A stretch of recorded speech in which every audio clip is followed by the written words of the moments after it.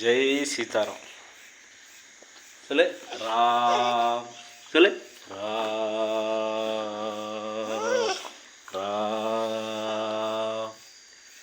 ராம் ராம் ராம். சொல்லு ஏமாத்தாத.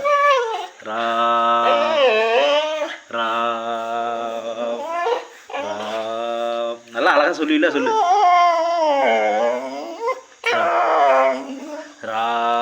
நீ தான் நல்லா சொல்லியடா. சொல்லு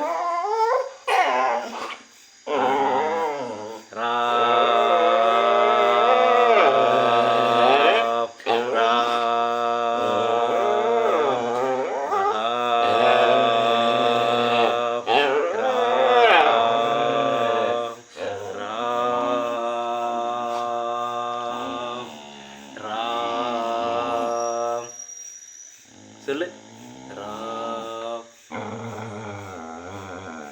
ராம் ராம் ராம் ராம் ராம் ராம். சரியா போயா. எனக்கு என்ன சொன்னால் உனக்கு நல்ல பிறகு கிடைக்கும். டெய்லி ப்ராக்டிஸ் பண்ணணும். பண்ணாதான் பகவான் பாதத்தில் போய் சேரலாம். இவங்களாம் ராம பக்தர்கள். ராமனை வந்து அருமையாக அதுகளுக்கு செஞ்ச புண்ணியம். அழகாக ராமநாமம் சொன்னது ரொம்ப நாளைக்கு அப்புறம் இங்கே அது படிச்சிருக்கு. இதுக்கப்புறம் வாய்ப்பு ரொம்ப அரியுது தான். ஏன்னா இனிமேல் வேலை அதிகமாக பகவான் நிறையா கொடுக்க ஆரம்பிச்சிட்டார். பொது சேவை நம்ம பணி அங்கே போயிட்டுருக்கு. இப்போ வேறு எதுக்காக திசை வச்சு இனிமேல் மாதிரி இது மாதிரி உரையாடல்கள் வாய்ப்பு கம்மி தான். Theory practical. நல்ல விஷயத்தை படிக்கிறோம், அதை செயல்படுத்துகிறோம். ப்ராக்டிக்கலுக்கு கண்ணை மூடிட்டு மார்க் போட்டுருவாங்க. தியரி படித்தா தான் மார்க். அதாவது நம்ம நிறையா படித்து அதுங்கிறத விட அதை செயல்படுத்தும் போது மார்க் அதிகமாக கிடைக்கும். அது மாதிரி நல்ல விஷயங்கள் படித்து அதை செயல்படுத்தணும்னா அதிக மார்க். ராம் ராம் ராம் ராம். என்ன சாக்கடையாகவே இருக்குது மனசு. அது எப்போ சுத்தப்படுத்தி ராமபெருமான் பாதத்தில் அழைச்சி போகிறான்னு தெரியல. இன்றைக்கி என்ன பார்க்க போகிறோம்னா, ராமாயணத்தில் விபீஷ்ண ஆழ்வானை பற்றி பார்ப்போம். அவர் ராமர்கிட்ட போய் எல்லோரும் விடைபெற்று இலங்கைக்கு கிளம்புறோம் அப்படின்னு சொல்லும்போது ராமபெருமான் என்ன பண்ணுறாரு, கட்டி பிடிச்சி அணைச்சி, நான் என்ன கொடுப்பேன், இப்படி ஒரு நட்புக்கு நான் என்ன கொடுக்க முடியும். இந்த கதையை நினச்சாலே எனக்கு அழுவங்க. நட்புன்னா எல்லாரையும் தன்னுடைய பகவானுடைய ஒரு சரணாகதின்னு அடைஞ்சதுக்கப்புறம் எல்லாரையும் எதுக்க ஆரம்பிச்சவர். அண்ணன் தம்பி எல்லாரையும் சித்தப்பா புள்ள எல்லாரையும் எதிர்த்து உதறி விட்டு ராமனே கதின்னு வந்தவர். இப்படி வந்த ஒரு ஆளுக்கு நம்ம என்னத்தை கொடுக்கறதுன்னு பகவான் பார்க்குறாரு. ராமன் வழி வழியாக வச்சு சேவிச்சுக்கிட்டு இருந்த அந்த பெருமாளையே தூக்கி கொடுத்துட்டாரு. தன்னுடைய குல தெய்வத்தையே தூக்கிந்தான். என் குலத்தையே நான் உன்ட்ட கொடுத்துட்டேன். என் குலத்து காக்கிறதுக்காக நீ வந்த, என் குலத்தையே நான் தூக்கி உன்ட்ட கொடுத்துட்டேன்னு அந்த குல தெய்வத்தையே தூக்கி விபீஷண ஆழ்வான்ட்ட கொடுத்தாரு. பெருமாளுக்கு என்ன தான் மனசு வந்தாலும் கொடுத்தாலும் அதுக்கு முன்னாடியே விபீஷணன் போய் என்ன பண்ணுறாரு, ஒவ்வொரு தெருவிலையெல்லாம் போய் மண் அழுறாரு. அப்போ வந்து கேட்குறாரு, இல்லை பரதான் லட்சுமணன்லாம் வந்து கேட்குறாங்க, எதுக்கு இந்த மண்ணை அழுறீங்க? இல்லை, இங்கெல்லாம் ராமர் விளையாண்டுருப்பார், ஓடி ஒளைய நீங்கள்லாம் விளையாண்ட கால்பட்ட அந்த மண், இந்த மண்ணை கொண்டுட்டு போய் என் வீட்டில் போட்டோம்னா எனக்கு என்னுடைய சந்ததியினர்லாம் நல்ல எண்ணமும் நல்ல புத்தியும் கிடச்சி நல்லபடியாக நல்ல வம்சம் வரும். அதனால் இலங்கையில் கொண்டு போட போகிறேன் இந்த மண்ணெல்லாம் அப்படின்னு சொல்லுவார். அதான் எந்த கோயில் போனாலும் அந்த கோயில் மண் அள்ளியாந்து நம்ம வீட்டில் அந்த தீர்த்தம், அந்த கோயில் மண் அதெல்லாம் அள்ளியாந்து நம்ம வீட்டில் போடும்போது அதில் நம்ம பாதமோ நம்ம வீட்டுக்கு வர்றவங்களுடைய பாதமோ, சப்போஸ் அந்த கோயிலுக்கு போக முடியாதவங்க கூட நம்ம வீட்டுக்கு வரும்போது அந்த மண் பட்டு பாதம் அவங்க போனதுக்கான பலன் கிடச்சிடும். இதெல்லாம் செய்ய வேண்டியது. நல்ல இடத்துல நல்ல புண்ணிய சேர்த்தேர்ந்து ஒரு புடி மண் எடுத்தாது நம்ம வீட்டில் தூவிக்கலாம். எந்த தவறும் கிடையாது. ஏன்னா பகவானே நம்மளை சுற்றி இருக்கிற மாதிரி அந்த தீர்த்தத்தை கொண்டாந்து நம்ம குளிக்கிற தீர்த்தத்தில் தொட்டியில் ஊற்றி வைக்கலாம். அதிலலாம் எந்த தவறும் கிடையாது. அதேமாதிரி அவர் பண்ணும்போது பகவானே என்ன பண்ணுறாரு, தன்னுடைய குல தெய்வத்தையே தூக்கி கொடுத்துட்டாரு. குலதெய்வத்தை தூக்கி கொடுத்தவரும் ஒரே சந்தோஷம் எடுத்து கொண்டுட்டு வராரு. ஆனால் இயற்கைக்கு என்னடா அது, பெருமாள் சேவிச்சது விக்கிரகத்தை குலதெய்வத்தை தூக்கி கொடுத்துட்டாரேன்னு இயற்கை என்ன பண்ணிவிட்டு, இது அங்கே போனால் சரி விட்டு வராது, இங்கே உள்ள மக்களெல்லாம் பகவானை சேவிக்கணுமே, அங்கே போய் பகவான் ஒடுங்கி போயிட போகிறான்னு இயற்கையாக வந்து தடுத்து ஸ்ரீரங்கத்தில் இருக்கிற அந்த நதிக்கு பக்கத்துலேயே தடுத்து பகவான் பாட்டி விட்டார். பகவானு கொடுத்தாலும் இயற்கை தடுத்துட்டு. அதான் நம்ம சில விஷயங்கள் சில இடத்துல இருந்தால் தான் அது இன்னும் நிறையா பேருக்கு பயனடையும் அப்படின்னு இயற்கைக்கு தெரியும். நம்ம சில விஷயங்கள் செஞ்சுருவோம், ஆனால் இயற்கைக்கு என்ன பண்ணும், இது இந்த இடத்துல இருந்தால் அது இன்னும் நிறையா பேருக்கு உதவும் அப்படின்னு. இப்போ பகவான் அங்கே போய் ஒடுங்கிட்டா நம்மளாம் போய் இன்றைக்கி பார்க்க முடியுமா? ஆனால் பகவான் ஸ்ரீரங்கத்தில் இருந்தாலும் இந்தியாவில் உள்ள எல்லா பேரும் வந்து சேவிக்கிறாங்க. இதே இலங்கையில் போயிருந்தால் நம்மளால் அடிக்கடி போய் சேவிக்க முடியுமா? அதான் இயற்கை தடுத்து எது அதிக பலனை கொடுக்க விடுன்னு பார்த்து அதுவே தடுத்து நிறுத்து அந்த இடத்துல உட்கார வச்சுட்டு அப்புறம் பெருமாள் பார்த்தாரு, கவலையப்படாத, நான் இல்லாட்டி என்ன, நான் உன்னை பார்த்துக்கிட்டே இருக்குன்னு அங்கே பார்த்து ஷயனிச்சு கோலில் அங்கே பார்த்துட்ருக்கிறாரு.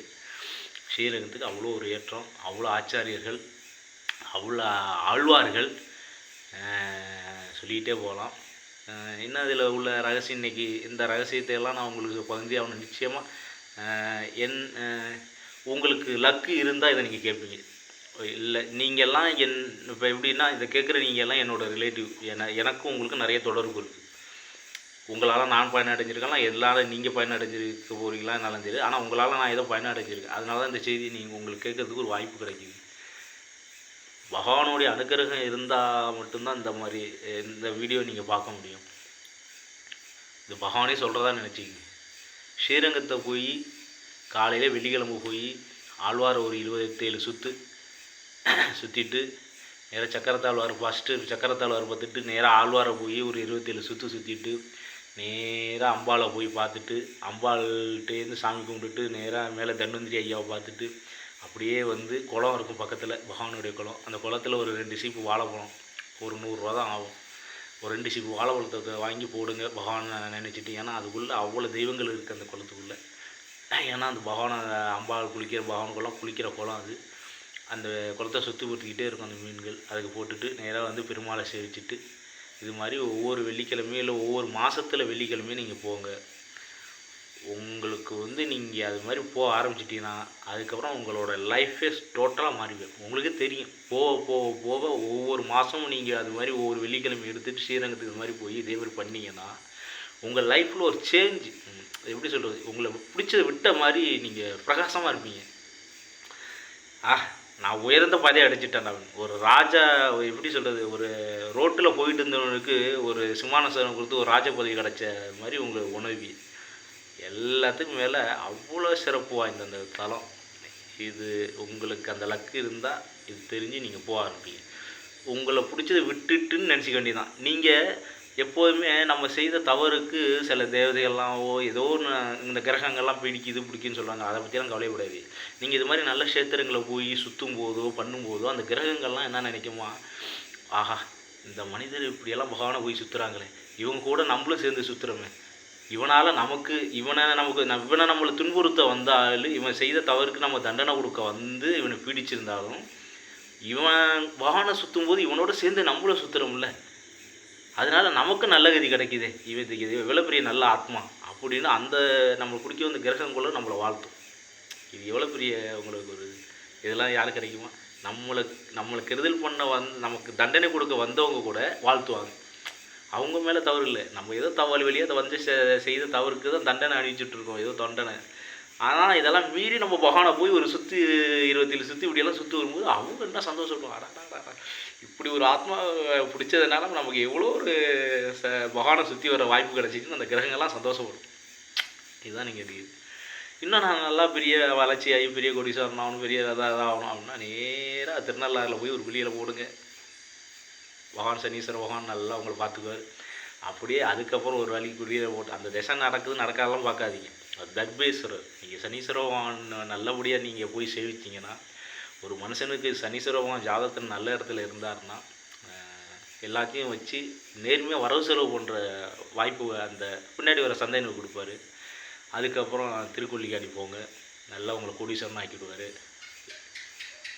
கெவிலி சொல்லுது பாருங்கள், நீங்கள் திருக்கொள்ளிக்காடு அடிக்கடி ஒவ்வொரு மாதமோ இல்லை ஒவ்வொரு வாரமோ போக ஆரம்பிச்சிங்கன்னா உங்களுக்கு உச்சத்தில் ஓஹோடு கொண்டு பெரிய பணத்து மேலே ஆசை இருந்தால் சொல்கிறேன். அந்த மகான பாதத்தை பிடிச்சவங்களுக்கு பணத்து மேலே ஆசை இருக்காது. ஆனால் இந்த உலகத்தை வாழ்கிறதுக்கு இதெல்லாம் தேவை, அதை பற்றி கவலைப்படாது. ஆனால் நம்ம ஊரோட உலகத்தோட வாழணும், இதெல்லாம் இருக்கணும், காரு பொங்கல் அதெல்லாம் இருக்கணும் அப்படின்னா அதெல்லாம் தப்பே கிடையாது.